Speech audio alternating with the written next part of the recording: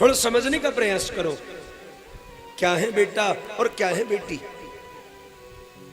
बेटा तो एक गेहूं का खेत है, जिधर बोया उधर ही काट दिया जाता है। और बेटियां क्या है? बेटियां तो एक धान का प्लांटेशन है, एक जगह बोई जाती है, दूसरी जगह पिरोई जाती है। और जितना इज्जत का ख्याल पिता का पुत्री रखती है, उतना पुत्र कभी रख ही नहीं सकता। बोलो जय श्री कृष्ण। और एक बात आपको गजब की बताऊं,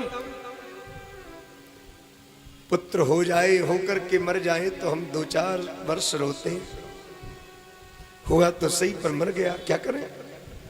फिर कहते हैं छोड़ो अब काय को रो में। नहीं होता है तो 10-5 वर्ष रोते हैं, फिर सोचते हैं छोड़ो अब भाग्य में नहीं है तो काय को रो में। पर पुत्र यदि कुपुत्र हो गया तो वो तो तुम्हें पल पल रुलाता है।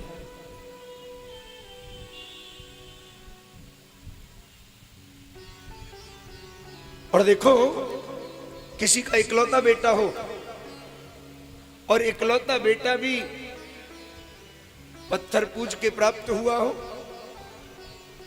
बड़े मन्नतों से वो प्राप्त हुआ हो, और किसी कारणवश वो मर जाए, तो ऐसी विषम कंडीशन में भी कई पिता कठोर ऐसे होते हैं, उस कंडीशन में भी रोते नहीं है।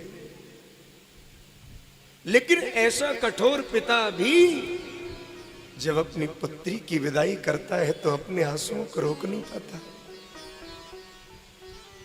दुनिया में जितना सुंदर संबंध पिता और पुत्री का है, मुझे नहीं लगता दूसरा कोई है।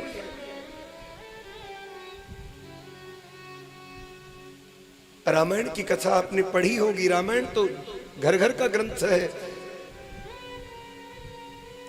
जब राम जी से मिलने गए भरत जी महाराज पूरे अयोध्या वासियों को लेकर के, जनक महाराज गए और जनक महाराज ने जैसे जानकी को देखा, देखते ही अंक में भर लिया, नेत्रों से पनारे बह चले और बोले बेटी पुत्री पवित्र किए कुल दो। हे पुत्री, तूने दोनों कुल पवित्र कर दिया, एक जनक वंश और एक रघुवंश। बोलो जय श्री कृष्ण।